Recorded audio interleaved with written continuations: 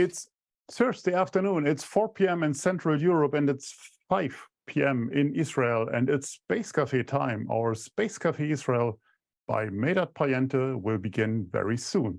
As always, we really appreciate your participation and your ongoing feedback, and we will learn and improve based on that.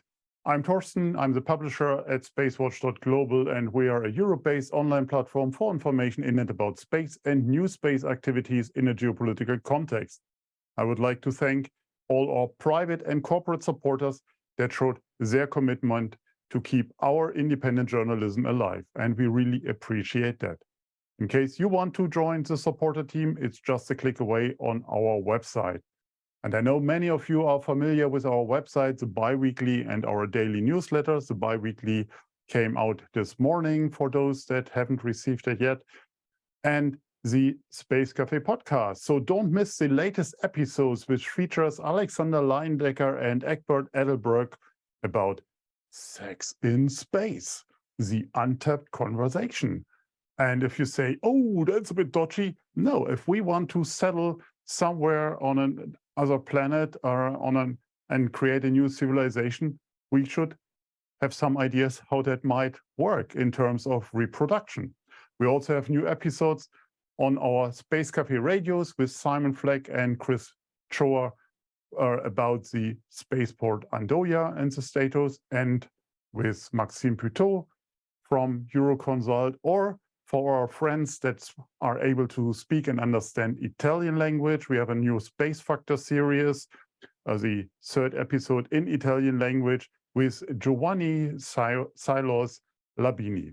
You can find all our audio series wherever you find your podcasts. And again, if you want to become a space watcher and let the world know about your cool t-shirt or your cool mugs, just some advertisement here. We have a fan shop on our website, and it's always 24/7 open for you. And in case you missed any of our previous web talks, we have an archive on our website in the event section. And of course, we are on YouTube. So please note that we will host our Space Café Israel live regularly. And today we have our 13th episode, so season 2, episode 1 of season 2. And with that, my job is done for the moment. I would like to hand over to your host in Israel, Meidad. Over to you, my friend.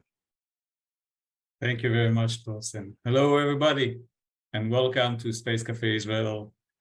My guest today is Uri Oron, the Director General of ESA, the Israeli Space Agency.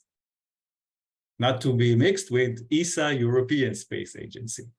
With a distinguished career spanning over 30 years at the IAF, the Israeli Air Force, whose vast experience includes serving as the head of the IAF Intelligence Division. He was also a fighter pilot and a base commander. Uri has a bachelor's degree in liberal arts from Auburn University at Montgomery and a master's in political science from the University of Haifa.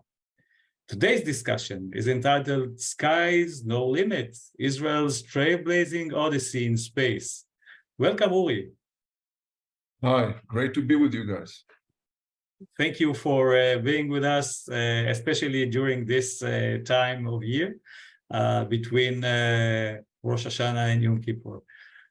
Uri, my first and last question are always the same. So let's start with a simple one.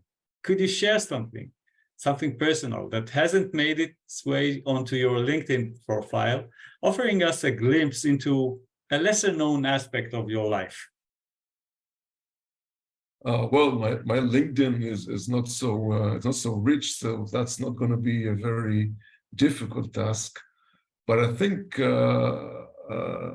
one thing that I guess will be interesting is actually the reason I became a fighter pilot is because I wanted to be an astronaut. I was born in a kibbutz. People don't know what it is. It's a very small village. So it was a place basically with one TV for the whole community. And I remember around the age of 4 that I was taken to see a man on the moon. I guess it was Apollo 16 because I just was about that age, because before that I was too little. And I remember the picture in black and white of someone walking on the moon. And that's just made me fascinating about space. And I start to read a lot of things about space. And I realized that in order to be an astronaut, you need to be a pilot. So I guess the road ahead to a very long career in the Israeli Air Force start there. So here's a fact that I think not a lot of people know about. Wow. About it.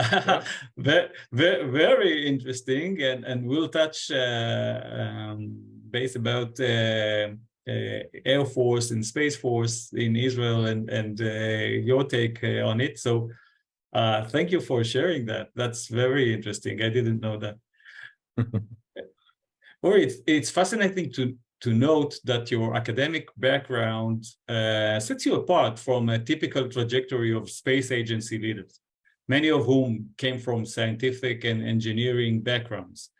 Does this unique perspective add a dimension to your role that scientists and engineers might not possess? I don't want to judge anybody else, but I think that my unique perspective came from, let's call it, a national level, or a much more of a different point of view about the way we should take the advantage of reaching to space. And I think I was chosen by a specific committee and approved by the Israeli government because they were not looking for a scientist. They were not looking for a specific person that came from the industry. I think they were looking for someone who had a broader view because they realized the potential in space in Israel.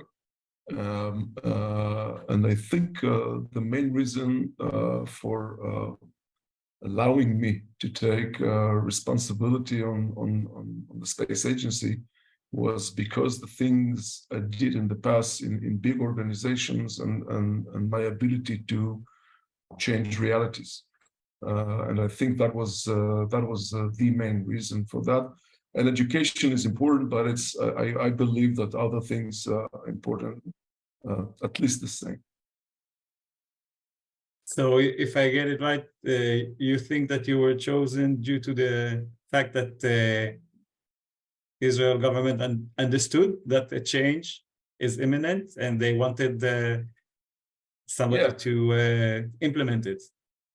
Yeah, I really do believe that because again, my background is not coming from science. I do understand science, but I'm not a scientist. But I don't have the formal degree. And I haven't spent a day in the industry.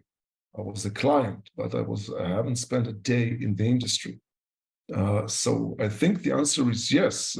They were looking for someone that will change the trajectory, if you can use this term, will change the trajectory of the space agency towards something different, and that's basically what I'm trying to do. Pun intended, of course. Yeah. Most of your career, as I mentioned, was far away from the public eye. What made you apply to the very public role of ESA General Director?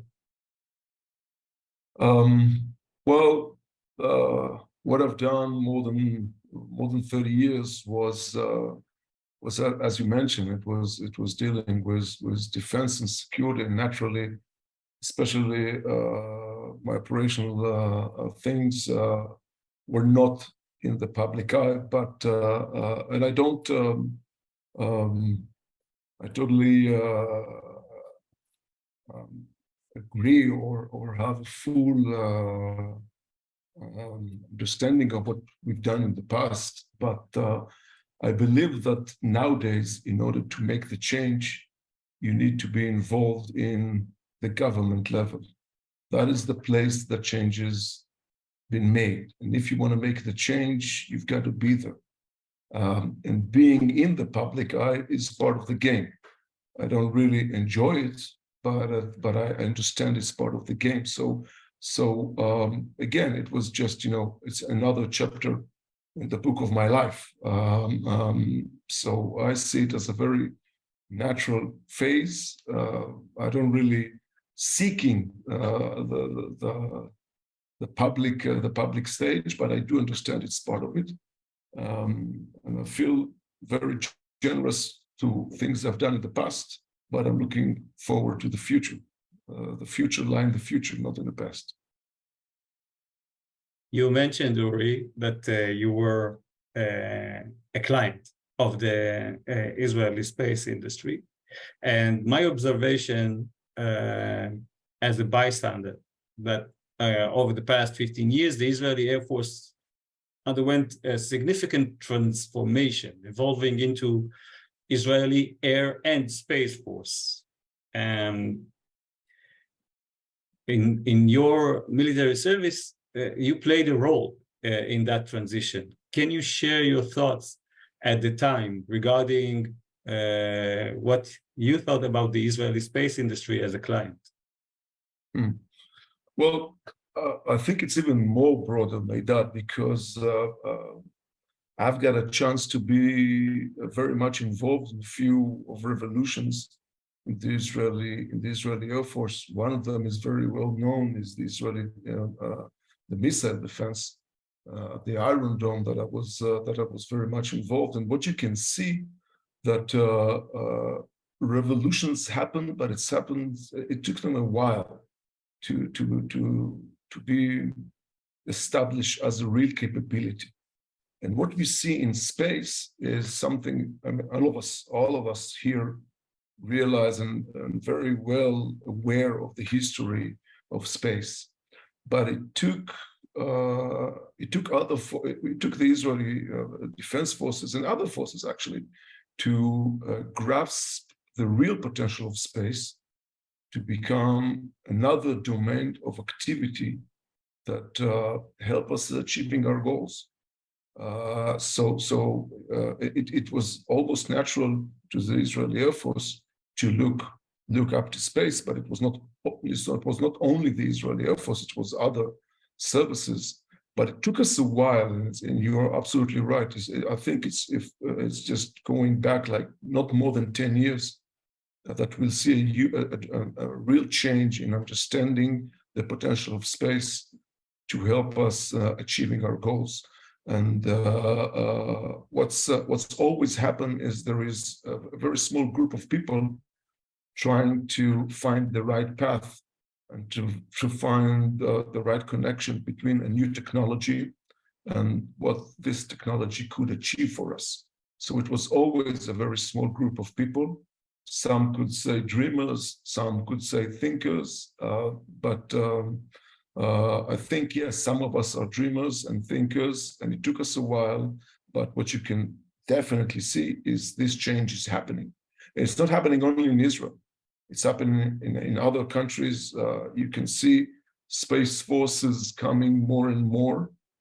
It's much more of a broader discussion about the role in space in national security. But you could see it because, again, space become more and more achievable. More and more nations understand they must have access in space. So I see it as a very natural path.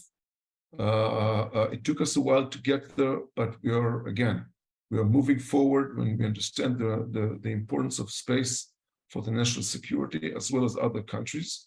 So in that regard, what you see is exactly the same as we saw in other revolution in strategic issues. Do you think that there is an advantage to separate the air and the space force and having two distinguished forces? I think that's going to be a very interesting discussion in the upcoming years in many countries. We know that the US separate the services.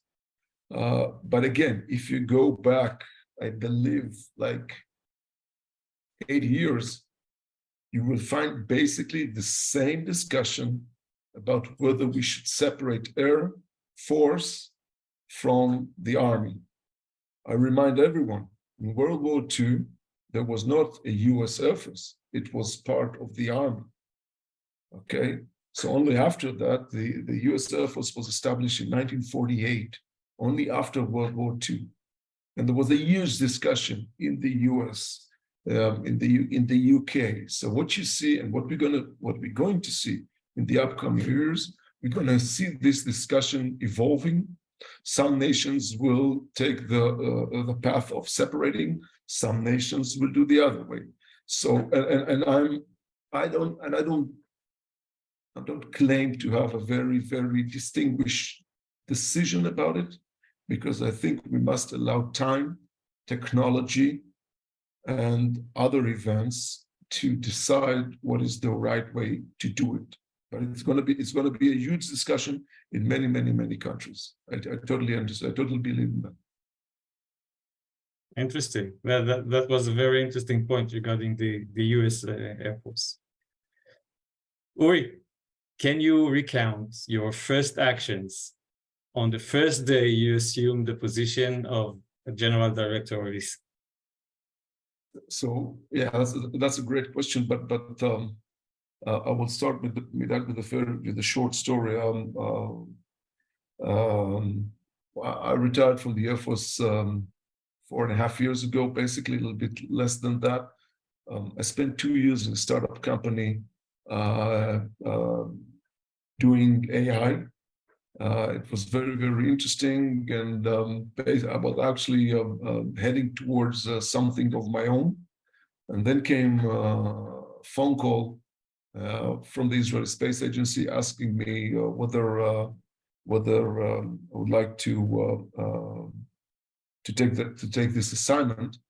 And at the beginning, I was not sure that this is what I wanted to do. I thought I knew space, and I didn't plan to go to the public sector. But I asked them for about a week to speak with other people and to read a little bit. And basically, my emotion was after this week was, whoa, this is not what I expected. It was a realization of the huge transformation of what's going on in space, what we call naturally new space. But I was basically in a place of understanding the old space and not understanding the potential of new space. And I came to my position because I do believe that Israel sits on the window of opportunity to make space as an engine for growth, for economic, for science, for building the Israeli human capital, and to strengthen the Israeli position in the international arena.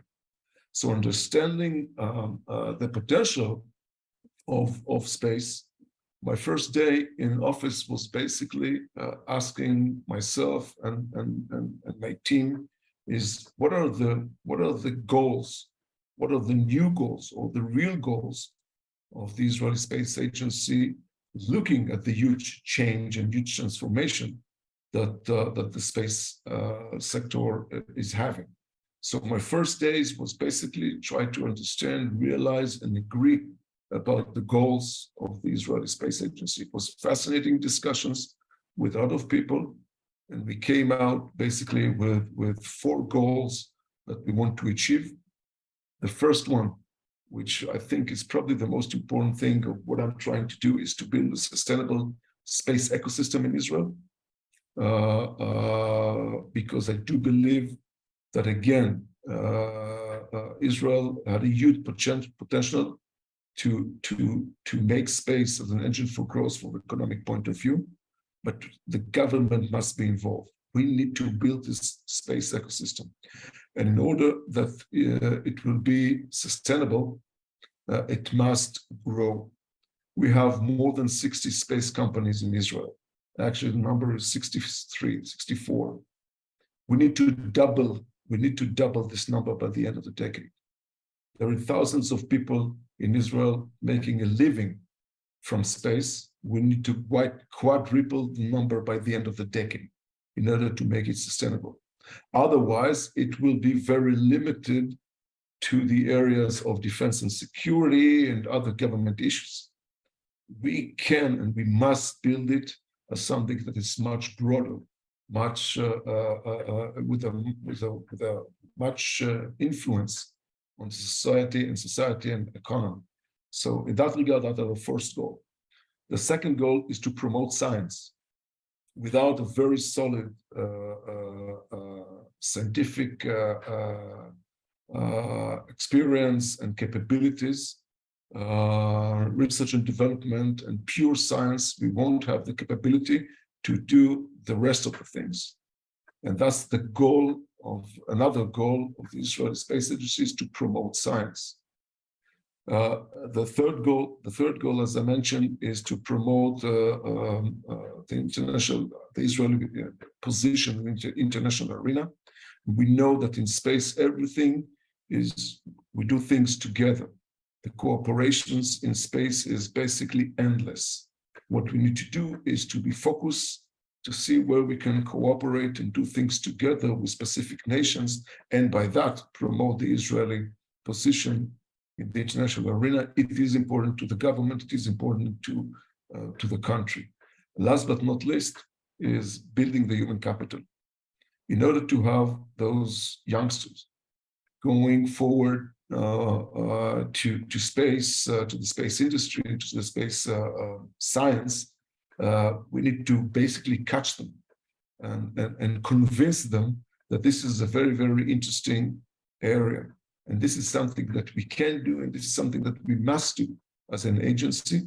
And this is our fourth goal. So basically, my first day in office was realize that, understand that, take my team and put a real plan based on specific strategies, and then start to convince the rest of the government entities that we are right, that we need to move forward in that regard, and we're still working on that. It's a work in progress, as they say. Definitely. Or you mentioned the situation with the Israeli industry and especially the security sector. ESA's mission is to advance civilian and commercial space initiatives, yet a substantial portion of the budget allocated for space-related research and development in the country is derived from the Department of Defense and the Israeli Defense Forces.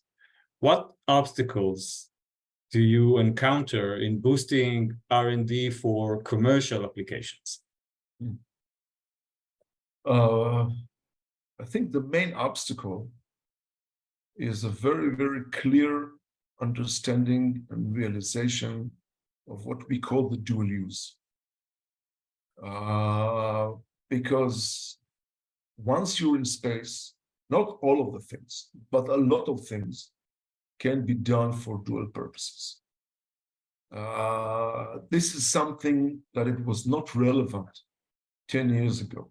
Because 10 years ago, basically the use of space was for, let's say, government use, and most of it was for defense and security. I mean, you can see when you look at the charts of the amount of satellites that would launch, not in the 60s or in the 70s, even 10 or 15 years ago, you will see that the majority of the use of those satellites were for defense use or government use. Now it's changed. Now it goes towards Earth observation, communication, commercial Earth observation, commercial communication, but eventually you are there, you're in space. And for relatively small countries, what you need to do is not build identical capabilities. What you need to do is to see where they combine. And this combined between those two needs lies in what we call the dual use.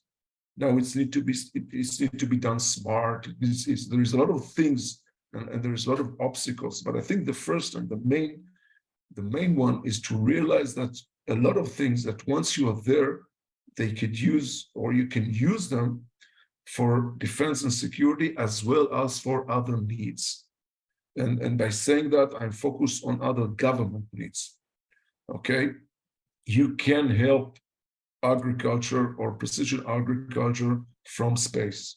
You can fight or you can mitigate climate change challenges by using monitoring from space. You can help a lot of other things from space. And what we need to do is to take our capabilities and just use them together. And I think that's the main obstacle. Once we'll be able to do that, I think it will make the ecosystem flourish. It will help us moving to other areas, and eventually we find other uses. But I think that's the main obstacle. Don't you think that sometimes we shoot ourselves in the leg in the industry when we talk about dual use? And I'll try to give an example.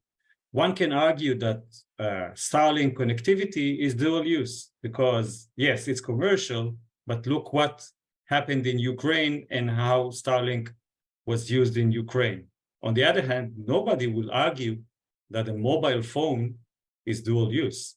So is anything related to space dual use, or should we refrain from using that, especially once we have goals to promote the commercial civilian market? I would not like to see the limitations there. Okay, again, going back to history. Okay, an airplane is dual use. Yeah, you're right. Fighter airplane is basically for specific goals, but airplane is dual use, and a boat is a dual use.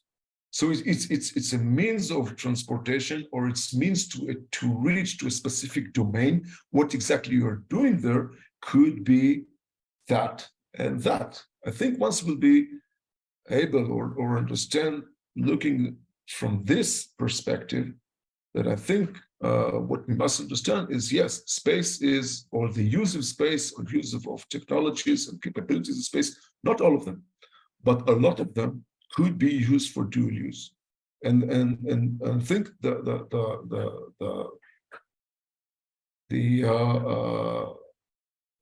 understanding or the question is where exactly you put the boundaries, where exactly you put the line.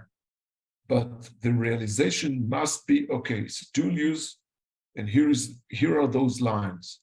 Okay, sometimes the lines are very bold and very strict and very clear.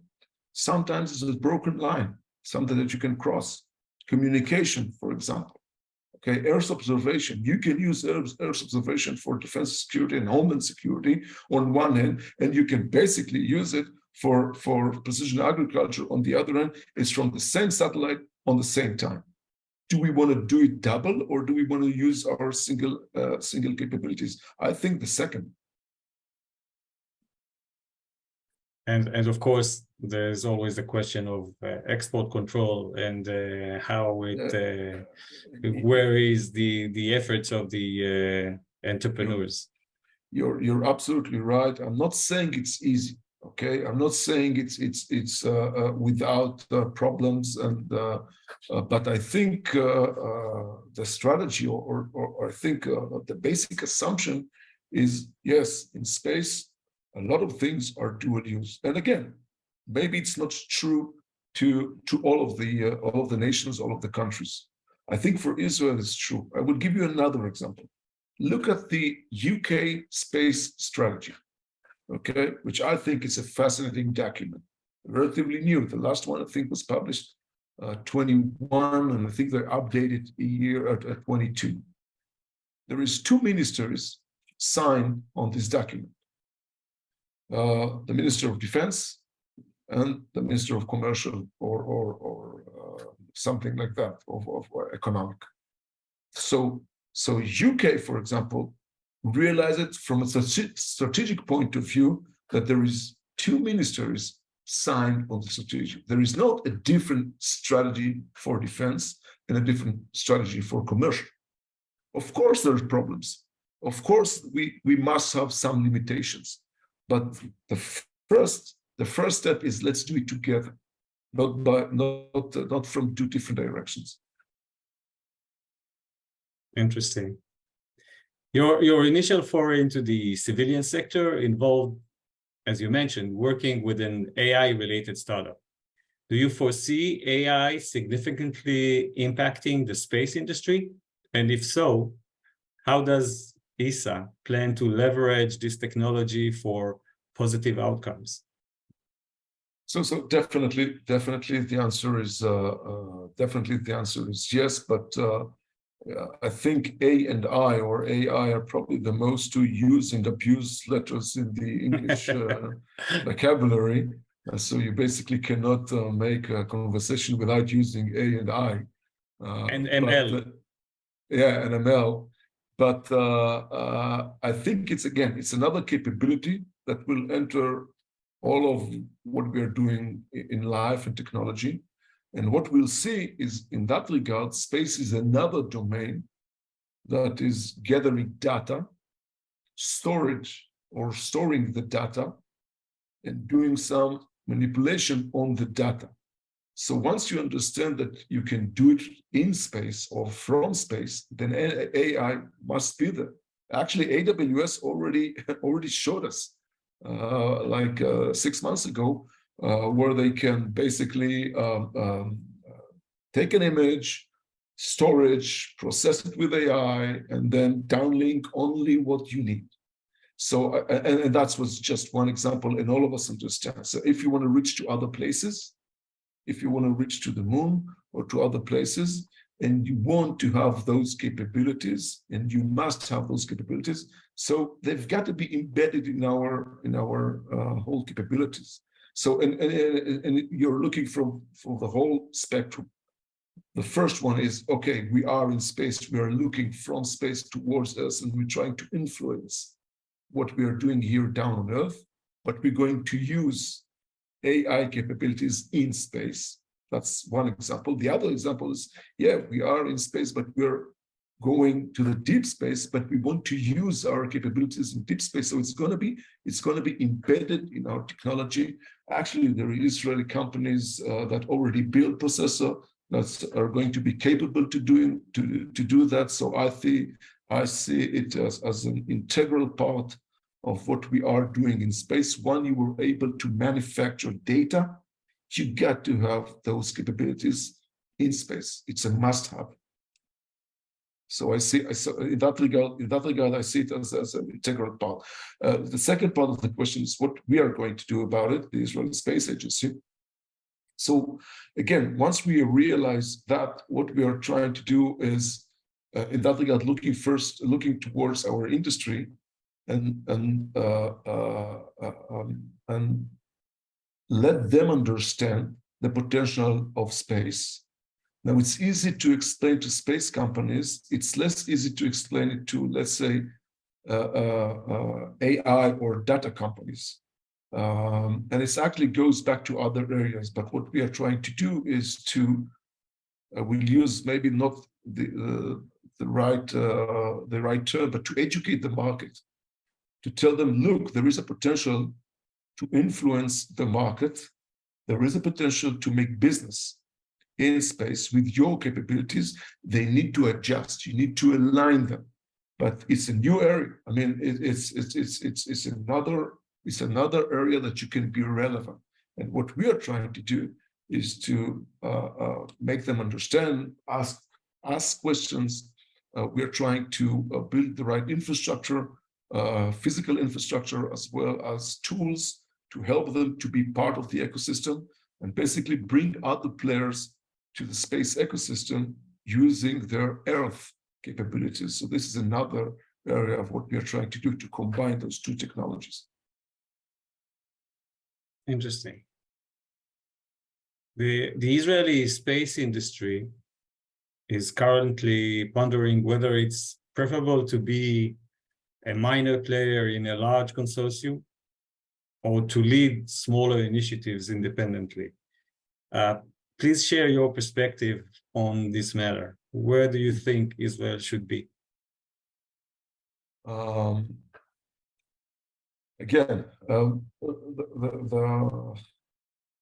the key answer is I don't know right now, but and the market had to say what he thinks about it. So it's going to take us a while to realize the full answer to your questions. But when you look at the capabilities of Israel, Israel is one of a very limited club of nations that have capabilities to plan, build, launch, and operate satellites by its own. It's a club made from 12 countries right now. Israel was number 8. And sometimes I'm saying that I think that expect of human spaceflight, every questions that you want to ask about space capabilities, someone can answer in Hebrew and tell you, yeah, I know how to do it, I've done it. So when you look at the potential of the know-how in Israel, it's very, very broad. Sometimes it's very thin, but it's very, very broad. So in that regard, the potential is huge. On the other hand, Israel, as we know, is market from nothing. It's not a market, but it's a hell of a beta site. So I don't know if a company emerge from Israel will be something like Mobileye or Checkpoint, okay, which are key players in their own world. I don't know if it's going to be a space company that could be an equivalent to Mobileye or to Checkpoint, but maybe yes.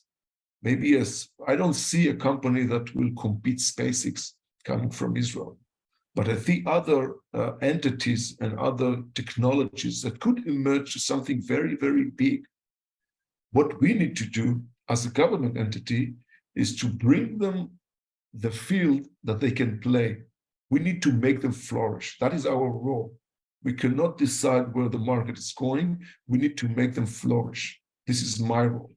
Eventually, what's going to happen?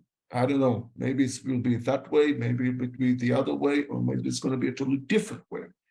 But if we'll be able as a government entity to make them flourish, then we took our role to build this space ecosystem. And what about scientific missions? Do you think that Israel should focus on providing subsystems and components to ESA, NASA, and JAXA missions, or together with other small space agencies, build our own scientific missions? So I think it goes back to ways we are part of, for example, NASA effort in Artemis. It's not only NASA, it's a global effort. And we'd love to see more and more projects with ESA, for example, because I think those NASA and ESA are the huge players. Space is still difficult, space is still expensive, especially when you look at scientific missions. We must have our components in those huge missions, okay? On the other hand, we are building, we are operating, we are working on our own missions. They are not in the same dimension, okay?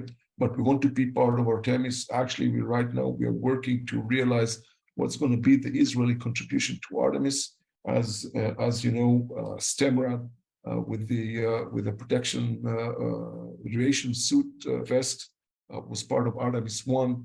We are working with NASA to improve and to make it even better for future missions. I think we could be part of the Artemis mission in other capabilities, and that's a great example. It will move science forward. We will be part of this huge humanity effort. On the other hand, for example, we are working with CNES, for example, on a project called CL, that is basically a scientific project to build satellites that will be able for the first time to measure in 3 dimensions clouds from above, and to have a better understanding of the atmosphere from those 2 satellites. Now, it's not Artemis, it's much smaller, but it's going to be very, very interesting. So we are looking both ways. It's not only, there is not only one path that we choose to go. Understood. You mentioned earlier the fact that there are about 63 or 64 Israeli new space companies, but the ecosystem in Israel is distinctive because we have less than 3,700 people working in the industry. And you mentioned that we need to quadruple the human resource and space employees by the end of the decade. How does ISA intend to attract more students, scientists, and engineers to consider careers within the space industry? So that's a great question. And again, we are not the only one that's responsible for that, but I will tell you what we believe should be the core components of our strategy. First of all, we need to catch those youngsters basically at the age of 14, 15, 16 to realize the potential of space. By saying catch them, we need to bring them to the place of real understanding and a motivation to deal with space.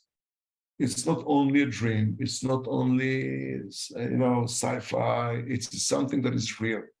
And once you do that, and I will give you an example with one project that you're very familiar with, but once you're doing that and you realize that space is not only for geeks, it's not only for for dreamers, it's something real, then you can find those young kids by the numbers of hundreds of thousands. One of the projects that the Israeli Space Agency is running is what we call TEFEL, the Israeli acronym for Student Building Satellites. In January 22, we launched 8 nanosatellites. Each one of those was built by a different community, different high school, 10 and 11th grade. And it was a group, each one of them was built by a group of, let's say, 20, 25 kids, Jews, Arabs, secular, religious. It was totally different communities. Each one of them built the same satellite. Now, what you saw is not only the excitement of the countdown and the launch, what was even more exciting to saw back in 22 was those kids with their parents and with their teachers after 4 or 5 hours receiving the first signal from space. Okay, that was amazing to see. For example, in 1,000 Par, in a remote town in Israel called Yerucham, when they received the first signal from space 5 hours after lunch, it's affected the whole community. Okay, so it came for a relatively small project, but it's affected the whole community. And those kids, at least we believe that at least half of them will be related to technology. Some of them will move forward to do space. The only way to enlarge the number is to bring it from the bottom, not to attract only people from AI and cyber, but from the beginning. Go to those kids, tell them, hey, there is a story here, there is a challenge. It's going to be fascinating, and yes, there is a potential that you're going to make money out of it. That's the way to build the ecosystem. So this is something that we put a lot of effort. It's not going to be easy. There is a competition, but we believe that in space there is something unique that take those young kids and attract them to science, attract them to technology, and we will be able not just to tell the story, but to give them real motivation and hands-on experience on some real projects. We could attract them. And what you're going to see, and I'm convinced in that, what you're going to see in the near future, look at Artemis. Artemis is going to change the world. There is 22 missions toward the moon in the upcoming years. It's going to be in the news. Everybody's going to talk about it. So the potential is there. What we need to do is basically aiming them towards the right path, the right way. You know, when the French government wanted to make Toulouse a space hub and attract people from the center and north France to move to the south, the French government decided to issue an exempt from income tax to any scientist and engineer that will work in the space industry for 5 years. And that really promoted a migration from Paris area to Toulouse and from other industries to the space industries. And they did the same for companies. Companies were exempt from company revenue taxes for a period of 10 years in the space industry, because it takes so long to reach revenues.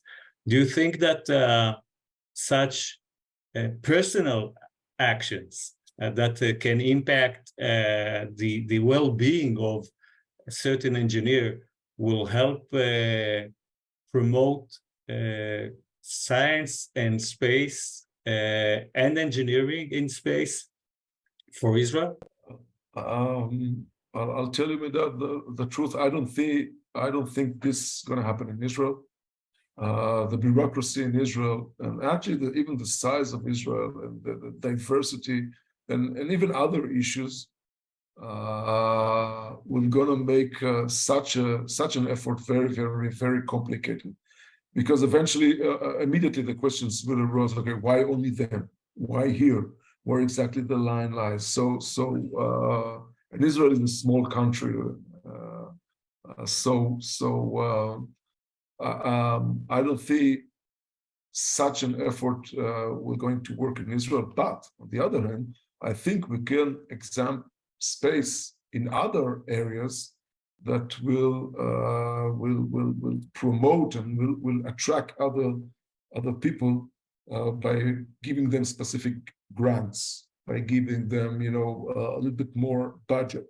Even go to those schools and to the teachers and give them a little bit a grant for teachers that teaches space. So there's small things that could work. But as a whole, I think it's going to be very complicated in Israel. But I believe there is small steps that could be made, could be achieved, and actually we are working on them right now. Lastly, envisioning the future, what are your expectations for the Israeli space industry in the year 2050? And when are we going to see an ESA operating center controlling an ESA satellite? The second question is easy. An ESA operating center, I'm not sure it's going to be in ESA. I think it's going to be in Israeli. Not necessarily only the Israeli Space Agency. But I think we'll be able to see that within the, let's say, 6 or 7 years. I think this is something that could be done, and I think we are heading that way. But going back to your vision questions, where do I want to see the Israeli space ecosystem in 2050? I would love to see the Israeli space sector as a very important factor in the Israeli high-tech industry. I think we'll be able to achieve, a contribution of hundreds of billions of shekels to the Israeli economy within the year of 2050. I would love to see hundreds of space companies working in Israel. And if all of us look at the startup nation and the cyber and AI sector flourish in Israel, I would love to see a flourished space ecosystem, space sector in Israel in the year of 2050. I think that's achievable. And last but not least, I would love to see Israeli women and men walking on the moon and in other places in our universe, wearing the Israeli flags on their shoulders. I think we'll be able to achieve the number of, well, at least a couple of those astronauts, taking our vision to the rest of the universe. That's a very powerful vision, and I love it, and I hope everything you said will come true. I think that we can also promote our vast experience in agriculture and flowering of the desert to the moon and Mars. At the end of the day, Mars is not so different from the Negev. Yeah.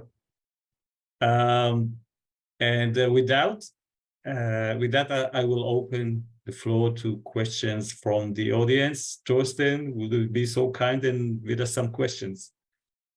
Yes, we have a number of questions, and thank you, Uri, for your explanation. It was very interesting to listen to, and was great. I mean, yesterday I was running a panel with the heads of the space agency from Slovakia and Portugal, also small countries rising, but with a different speed and a different spirit. And that's also one question that will come here from Christoph.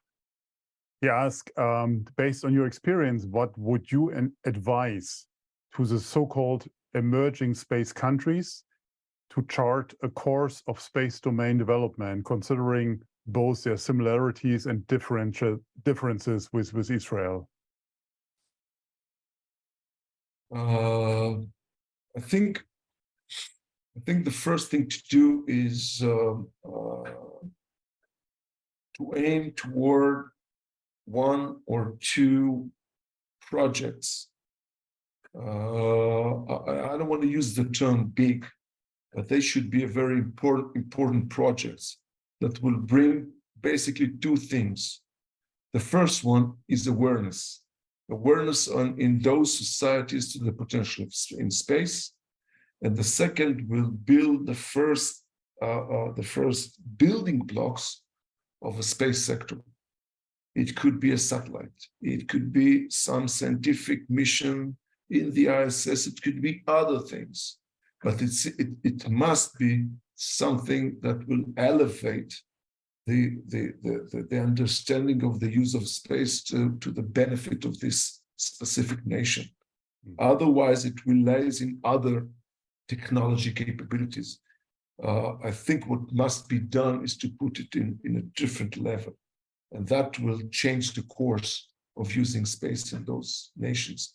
We have it with our missions, including Ilan Ramon, our first Israeli astronaut, but it was with other missions. And I think that's probably going to be one of the most important things to do in those emerging states.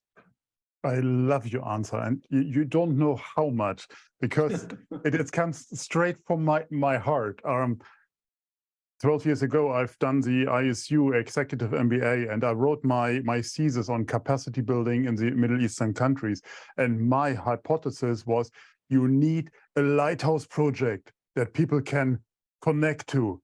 And that brings me also to a question here from AC, because you had such a lighthouse project in the last years with Bereshit. I think that was a masterpiece on how you set it up, or you, Israel, set it up to engage with the next generation and create what you just described in this example from the village side in a nationwide scale. So, is there a follow-up, Bereshit 2X in development for another lunar landing attempt? Well, the answer is definitely yes. There is a Bereshit 2. I will elaborate in a second. Unfortunately, right now, the entity Space Israel, which is, as you know, it's not for-profit organization. It's not iSpace. It's certainly a different concept, but it's an organization was built to promote education and science. So they are running through some financial problems. I hope they will be solved. I hope that I will be able to gather more help from the government to make it work. But the basic idea I will share it with our audience. The basic idea of Bereshit 2 is to send the spacecraft to the moon for the first time with 2 landers. So each lander will land on a different spot on the moon. Every lander will carry around 150 kilos of payload. The goals are, again, scientific and educational goals.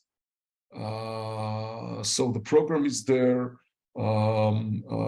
Actually, the timelines were launching towards the end of 25, beginning of 26.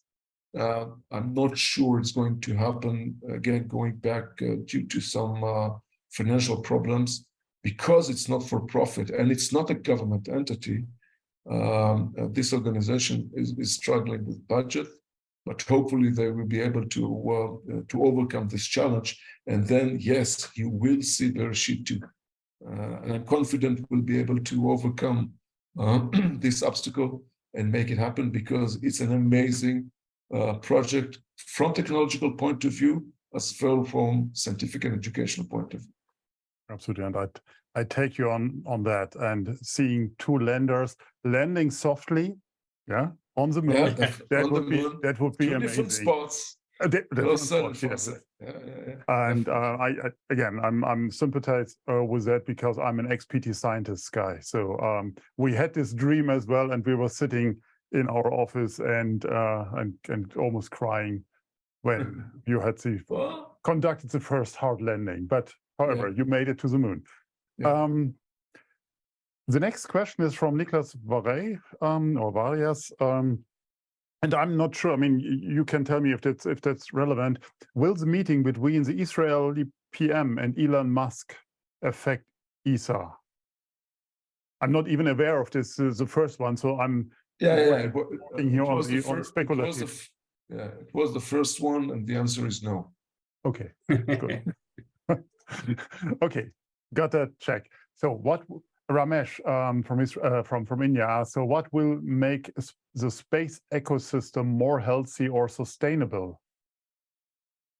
Great question.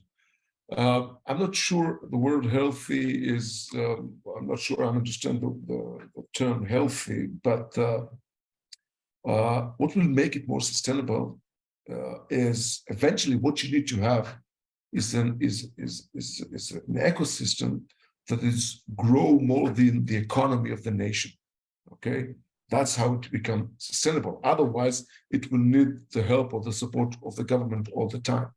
In order to make it sustainable, in order to make it grow more than the economy of the nation, we need to find out, or the companies need to find out, how to monetize space capabilities.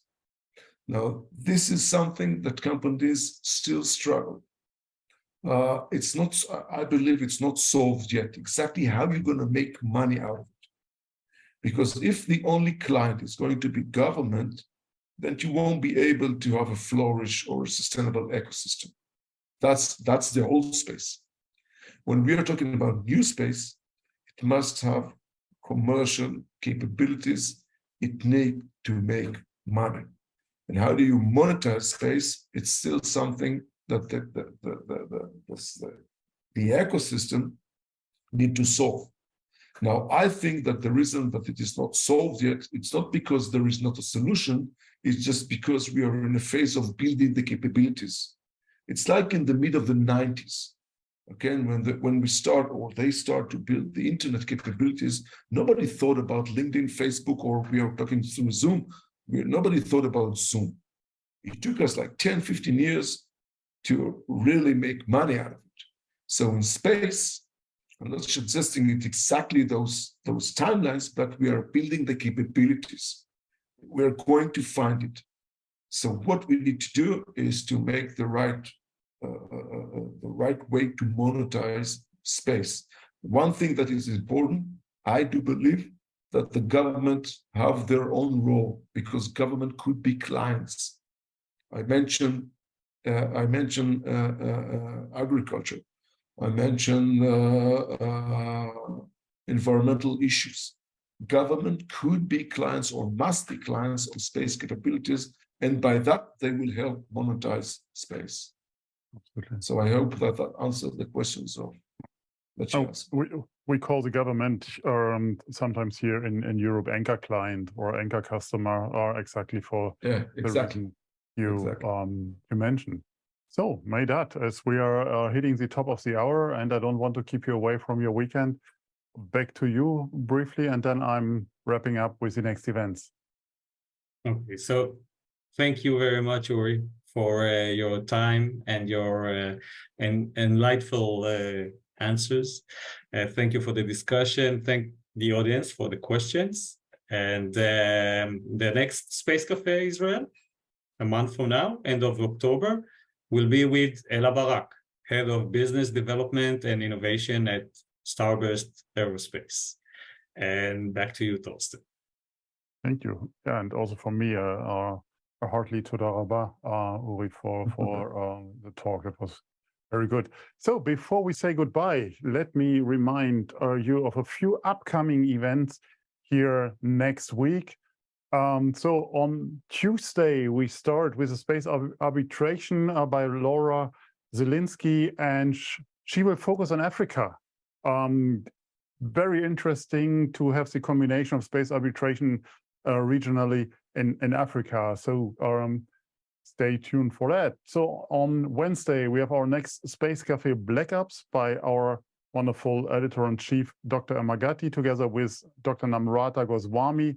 She will focus on India as in upcoming space power in a geopolitical power play. On the 28th, we have our next Space Café Benelux with a major from the Belgium Space Office about cyber and quantum. And in the evening, the next Space Bar by Astro Agency. And on the 29th, on next Friday, our next Space Café Scotland by Angela Matisse comes up, and we will talk about the insurance and how insurable is a market that is maybe has some Kessler issues going on. And I think the insurance industry said very clear that if we continue the way forward in the space domain, then it's not insurable anymore. And that, I think, will cause a number of other issues that we didn't touch upon today. So all these events are online on Eventbrite. As always, we would like to hear your feedback. So please check in with us on Twitter, on Facebook, or LinkedIn. And don't forget to sign up to our daily or bi-weekly newsletters. And if you want to treat yourself with something special, become a Space Watcher today. Your help is needed to keep our conversation here ongoing, or the conversations ongoing. Thank you, Uri, for this inspiring chat. Really, I'm amazed what you guys are doing, and I would like to continue the conversation. And also our wonderful host at the Space Café Israel for his unbeatable power and spirit. Meidad, thank you very much for everything you do. I wish you all in the audience, or everyone who's listening, a wonderful weekend ahead. Stay safe and stay healthy. Thanks for joining us. Hope to see you next week. In the meantime, visit our website or follow us on social media. And don't forget, become a Space Watcher. Thank you very much. Thank you. Bye, everyone. Bye.